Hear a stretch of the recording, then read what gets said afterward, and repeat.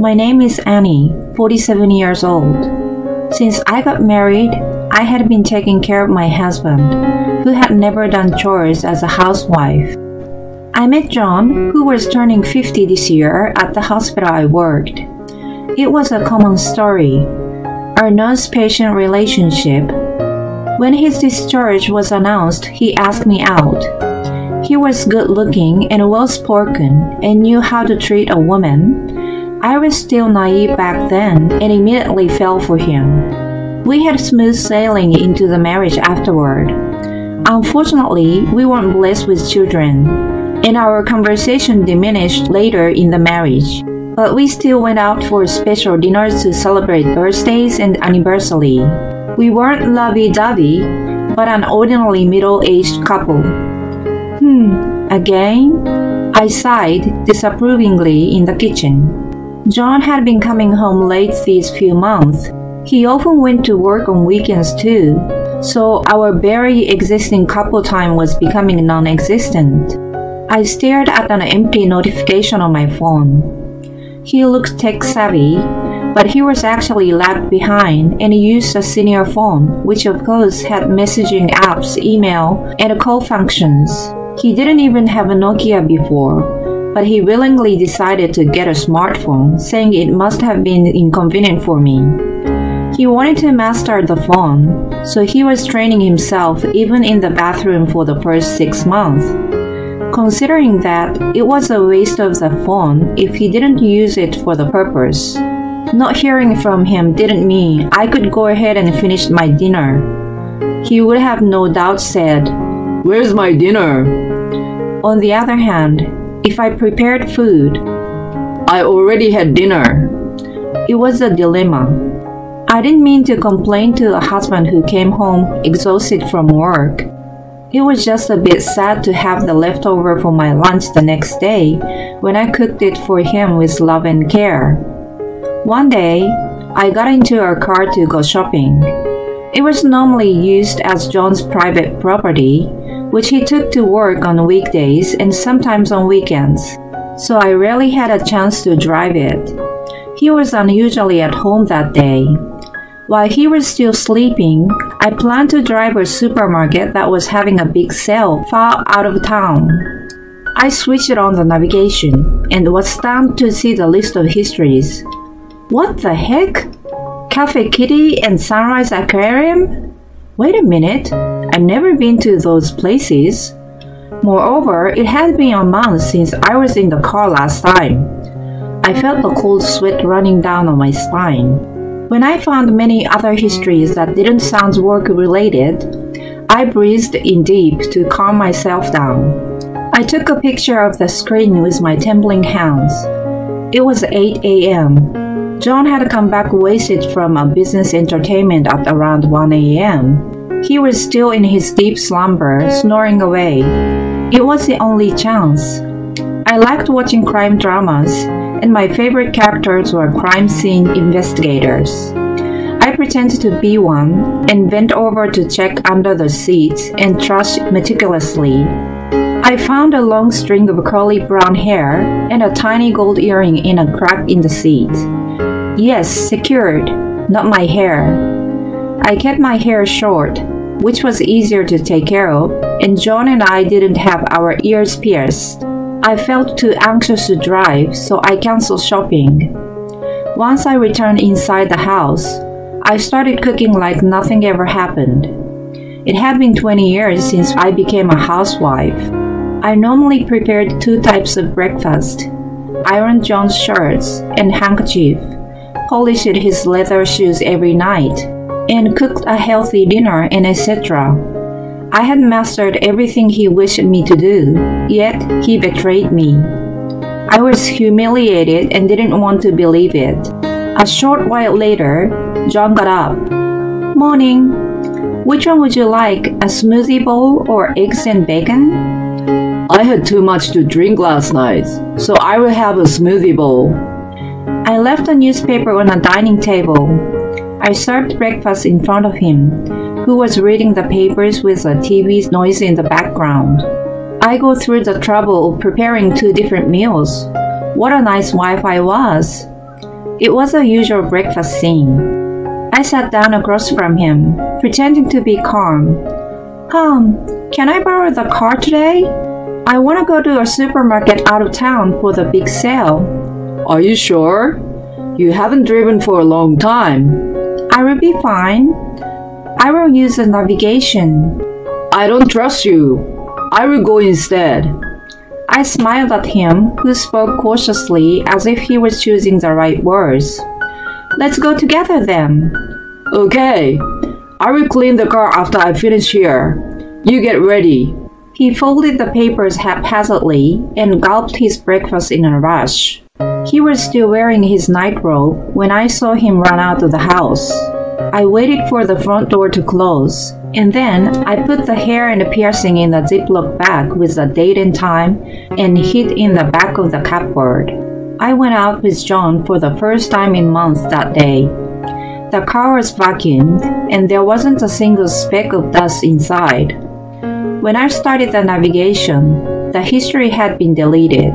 I thought to myself that I would let it go this time for not having enough evidence, but there wasn't going to be a second time. I glared at John, who was strangely nice to me in my mind. Things were peaceful for the next few weeks until my birthday. It was when the unexpected happened. John was going to get off of work early, and we were supposed to have dinner together. I booked a French in the mall at 8:30 tonight. Don't be late, I reminded him while preparing breakfast, but he gave me a half-hearted groan. Maybe he didn't get enough sleep from coming home late again last night. Since the shopping day, he must have reflected on himself because he started letting me know when he was going to be late. Thanks to that, I stopped having a dilemma about his dinner, but the lateness remained the same. It made me concerned about his health from overwork. I dressed up for the occasion and went out to the restaurant at night. It was located about 15 minutes by taxi, and it was at the quiet corner on the upper floor of the mall. I was seated in the back by the large window looking out to the parking lot. I texted John and then ordered an aperitif. He didn't reply to my text. After 30 minutes of waiting, I finally called him.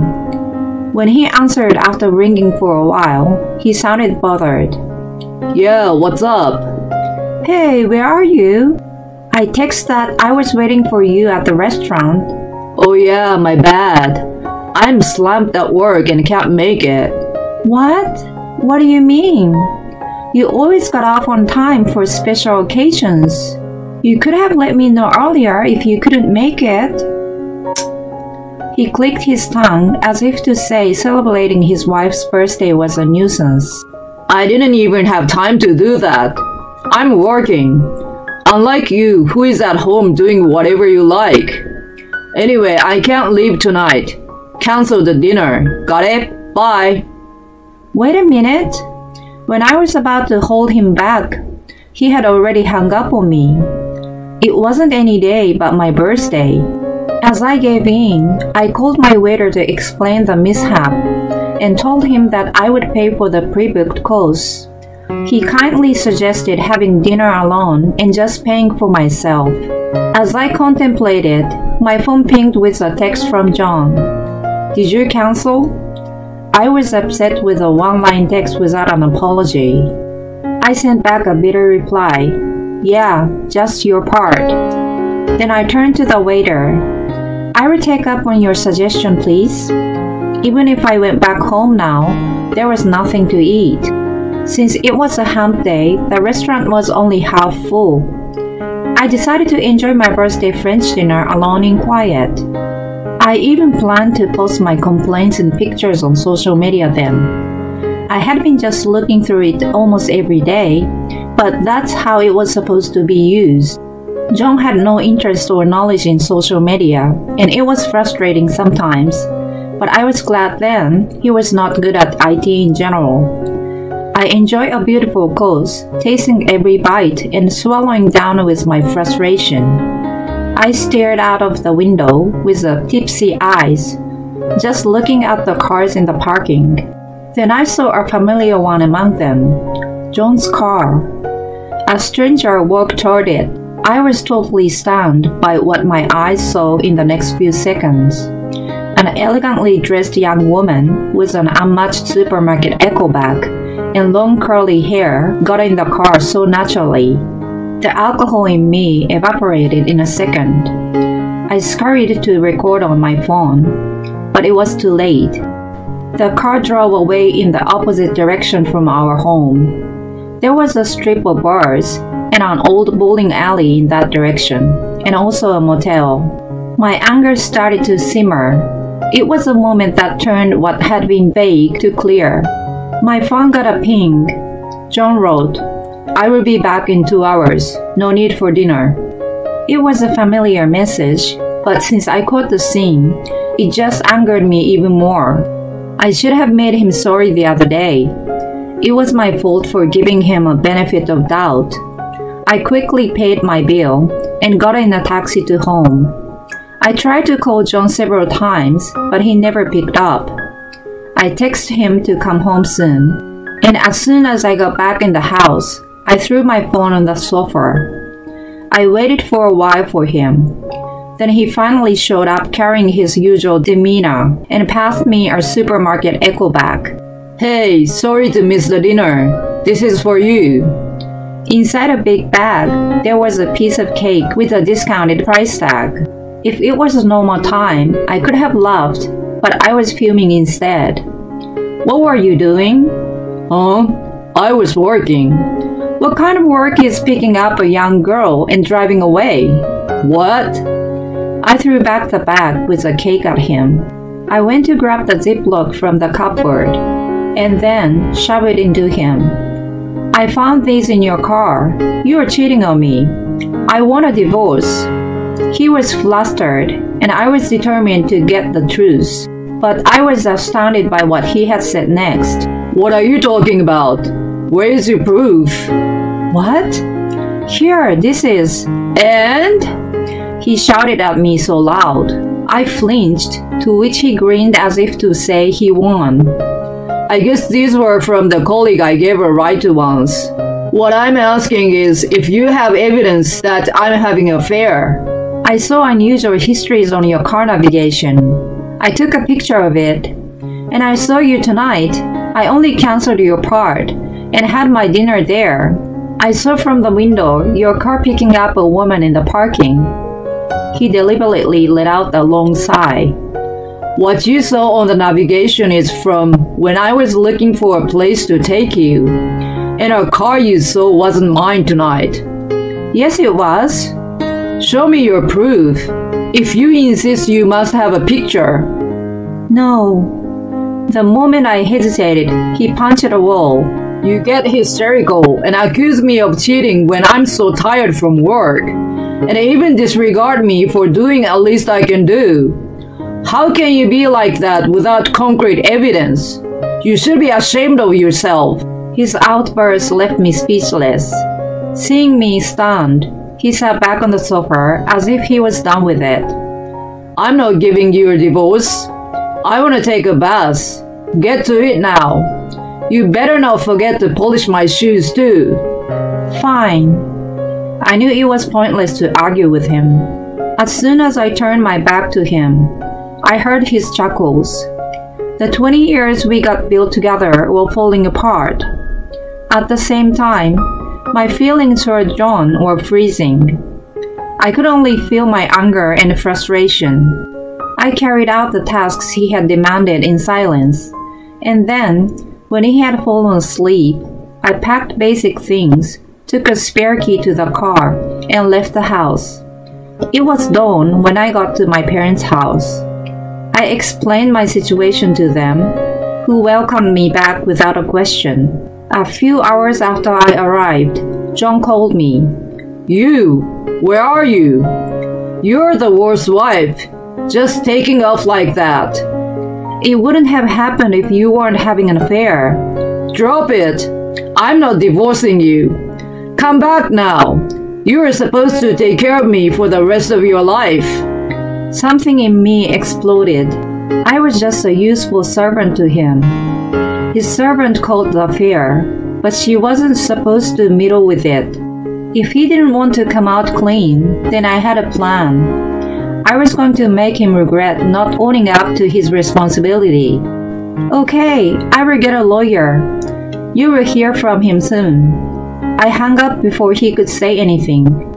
I wasn't gonna let him get away with it easily at this point. It made no sense to not demand alimony for adultery.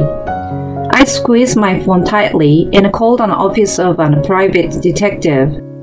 The day of the arbitration arrived a few weeks later.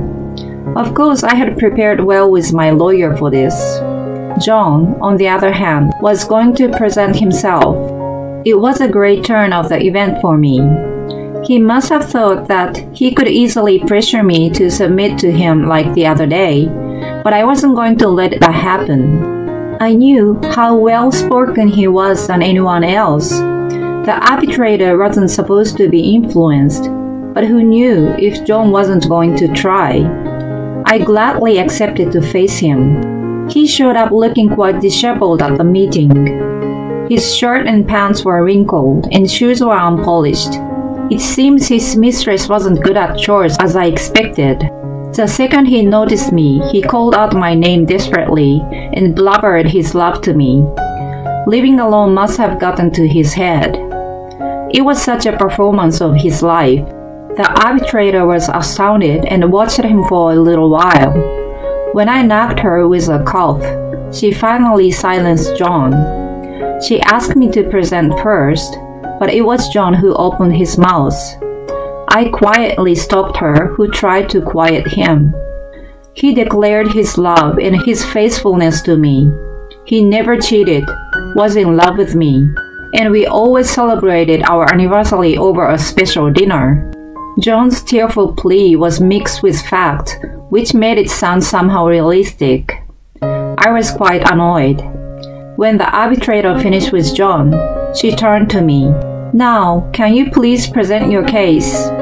There was untruth in John's claim, his adultery. I had done the best I could to take care of him. His adultery is a betrayal. I asked for a divorce, that's all. I told you I never cheated on you.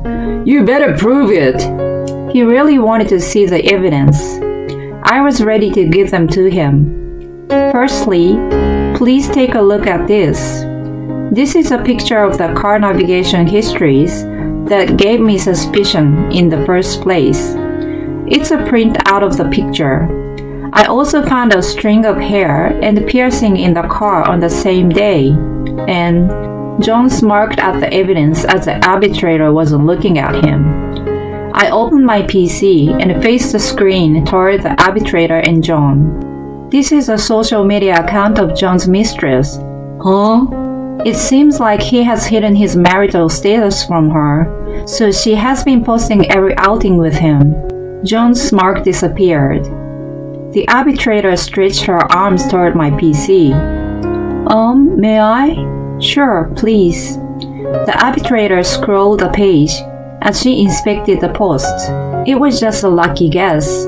I realized that most of the car navigation histories was a photogenic spot. I thought there might be pictures of John and his mistress in the background and searched social media with a little hope. I didn't have a gut to contact a private detective at that point. I was just looking for any proof.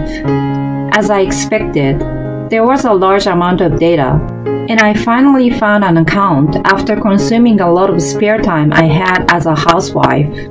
There was a post with a comment. I went for a drive with my mature boyfriend. I'm sad to lose my piercing though. Let me know if someone finds it. She considerately uploaded a picture of the same piercing I had found in the car. The owner of the account had the same style of hair and the same coat she wore when I first saw her. There were other contents that fit perfectly with the histories of car navigation, and some images with a figure of John without the face. I was certain it was his mistress. Too bad I already had hired a detective at this point. Well, the moment I found this, I immediately informed him.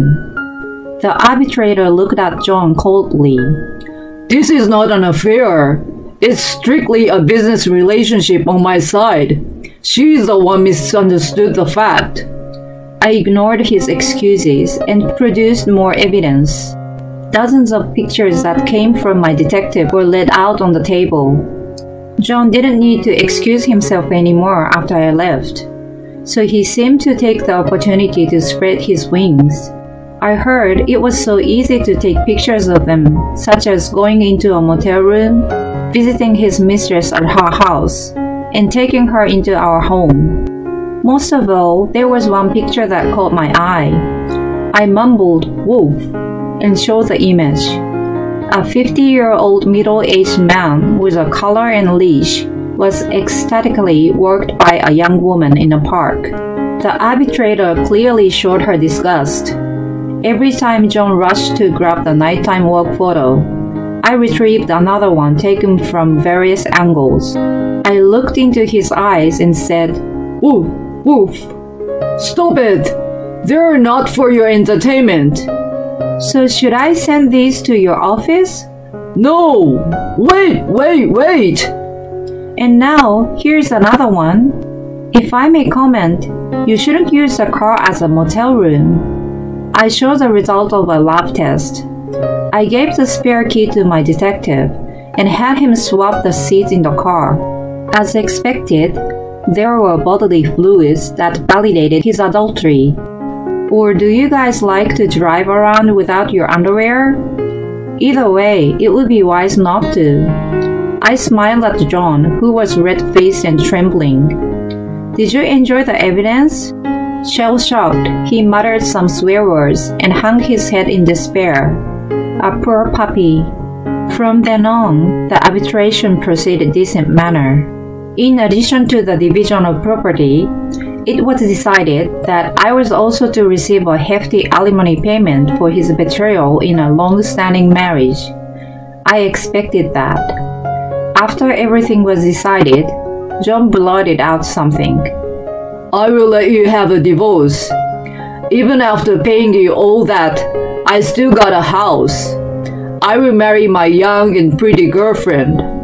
We'll live a modest life, and she would slowly but surely learn to take care of the house." "What are you talking about? She's leaving you." "Huh?" When she posted about the relationship on the social media, it's obvious that she is dating you without knowing you're married. I mean, who would make such brazen posts knowing her boyfriend is married? Her contact information was easily obtained on social media. I reached out to her through the detective before arbitration. She was told by John that he had a girlfriend he wanted to leave and had no idea he was married. He just wanted to show off to the public. My mature boyfriend is hot and confirm her status in society. Well, if she knew the truth, she wouldn't have posted on social media. But that didn't change the fact that she tried to steal a guy from another woman. She said she was going to spread the fact on her social media, and also, she wasn't going to see you again. "No way." The arbitrator then said, "We are done here." I shook hands with her and walked out of the room, leaving a pale-faced John. I heard about John and his mistress from my private detective later on. Instead of getting sympathy from her followers, she was bashed about her adultery when the truth came out. People close to her also found out, and it became too uncomfortable to stay at work anymore. No one knew where she moved to, but her previous apartment suddenly became empty. John couldn't come up with a sum for alimony and spousal support after all, so he sold the house and moved to a small apartment. As a result of never helping with housework, his life was disheveled, his appearance became filthy, and the smell of garbage leaked out of his apartment. As a result, his colleagues stayed away from him, and his bosses were disgusted that he was demoted and moved to a dark corner of the office. From what I had heard, it sounded like he'd be working even after his retirement. As for me, I managed to find a job in a small hospital near my parents' house. Having 20 years of blank on the job is huge. Although I struggle with the latest equipment, I'm blessed with kind colleagues, and I'm living a fulfilling life. The alimony was used to renovate my parents' house for their future. I'm supposed to inherit it anyway. Above all, my parents, who are getting older, will have a difficult time if it remains as is. It's an old single-story house, but my parents were overjoyed when the interior was redecorated and became cozier. The cost of the private investigation had reduced my savings, but I don't regret it. I can still work hard and make money again. I want to buy a car for the convenience of commuting and shopping when I save up enough money. Of course, if I have a boyfriend in the future, I won't use the car for anything other than its intended purpose.